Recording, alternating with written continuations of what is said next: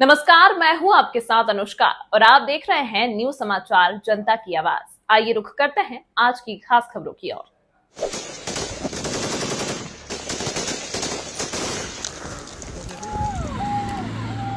भारत और पाकिस्तान के बीच जो हालात इस वक्त बने हुए हैं उस पर दुनिया भर की नजर है। भारत और पाकिस्तान की ओर से सैन्य गतिविधियां तेज हो गई हैं, जिससे दोनों में तनाव और ज्यादा बढ़ता हुआ दिखाई दे रहा है।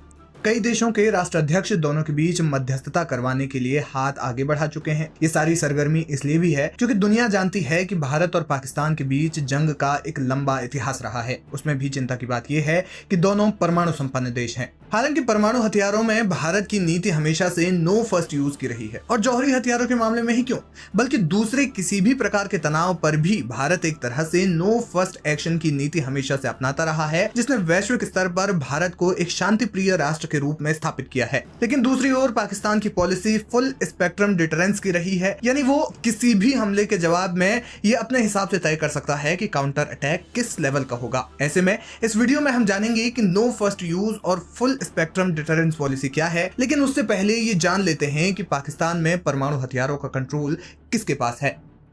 कहा जाता है कि पाकिस्तान में पहले परमाणु हथियारों का कंट्रोल सेना के पास था और परमाणु वैज्ञानिक इस मामले में सरकार को रिपोर्ट करने के लिए बाध्य नहीं थे। उनकी सरकार के प्रति कोई जवाबदेही नहीं थी। कहा जाता है किसी वजह से पाकिस्तानी परमाणु साइंटिस्ट हथियारों की जानकारी दूसरे देशों से साझा करने लगे। इसके अलावा आपसी तालमेल की भारी कमी के चलते बाद में परमाणु मसले पर नजर रखने के लिए साल 2000 में नेशनल कमांड अथॉरिटी का गठन किया गया, जिसमें 10 सदस्यों की कमेटी बनाई गई, जिसमें शीर्ष पर पाकिस्तान के राष्ट्रपति, प्रधानमंत्री, रक्षा मंत्री समेत आर्मी जनरल होते हैं। कहा जाता है कि इसकी अध्यक्षता पाकिस्तान के प्रधानमंत्री करते हैं और परमाणु हथियारों की निगरानी यही कमेटी करती है, और यही लोग तय करते हैं कि कब परमाणु हथियारों का इस्तेमाल किया जाए।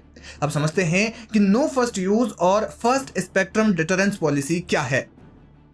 ये दोनों नीतियां आमतौर पर परमाणु संपन्न देशों पर लागू होती है या फिर परमाणु संपन्न देशों के लिए कही जाती है, जिसमें परमाणु हथियारों के पहले इस्तेमाल या जवाबी इस्तेमाल का मुद्दा शामिल है। सबसे पहले नो फर्स्ट यूज पॉलिसी को समझते हैं। नो फर्स्ट यूज या NFU उस पॉलिसी को कहा जाता है जब कोई देश ये तय कर लेता है कि वो किसी भी मुल्क पर पहले परमाणु हमला नहीं करेगा, सिर्फ उसके द्वारा उठाए गए किसी भी हमले का जवाब देगा। इस नीति का उद्देश्य परमाणु युद्ध को हर संभव स्थिति तक टालना है और ये रक्षात्मक नीति के तहत आती है। इसके अलावा इसका मकसद ये है कि युद्ध को जितना हो सके टाला जा सके, या अगर हो भी जाए तो प्रभावों को कम किया जा सके। भारत का न सिर्फ पाकिस्तान बल्कि चीन के साथ भी जंग का इतिहास रहा है, इसलिए भारत ये जानता है कि किसी युद्ध से एक देश को कितना नुकसान होता है। जानकार मानते हैं कि भारत की अच्छी वैश्विक छवि के पीछे नो फर्स्ट यूज पॉलिसी एक बड़ा कारण है, वो भी पाकिस्तान जैसे खतरनाक दुश्मन के होने के बाद भी। अब समझते हैं कि फुल स्पेक्ट्रम डिटरेंस यानी FSD क्या है। Full spectrum deterrence no first use की तुलना में थोड़ी खतरनाक पॉलिसी है। पाकिस्तान बाकायदा इस पॉलिसी को फॉलो करता है।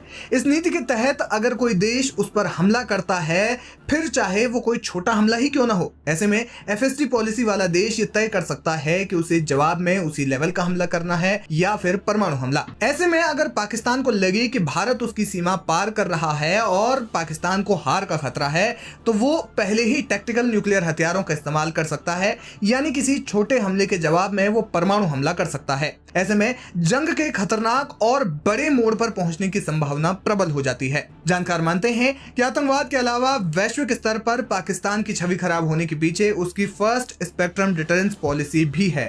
हालांकि परमाणु हथियारों का इस्तेमाल कोई भी देश ऐसे ही नहीं कर सकता, फिर चाहे वो पाकिस्तान ही क्यों ना हो जो फर्स्ट स्पेक्ट्रम डिटरेंस पॉलिसी के अंदर आता है, क्योंकि UN की इस मामले में कई सारी पॉलिसीज हैं और UN भी ये मानता है कि अगर कोई देश परमाणु हमला करता है तो इससे विश्व युद्ध का खतरा बन जाता है और ये परमाणु हथियारों का हमला किसी दूसरे देश को किसी अन्य दुश्मन राष्ट्र पर हमला करने के लिए उकसा सकता है। ऐसे में विशेषज्ञ मानते हैं कि पाकिस्तान चाहे किसी भी स्थिति पर पहुंच जाए, लेकिन परमाणु हथियारों का इस्तेमाल करने के बारे में वो नहीं सोच सकता या फिर इसके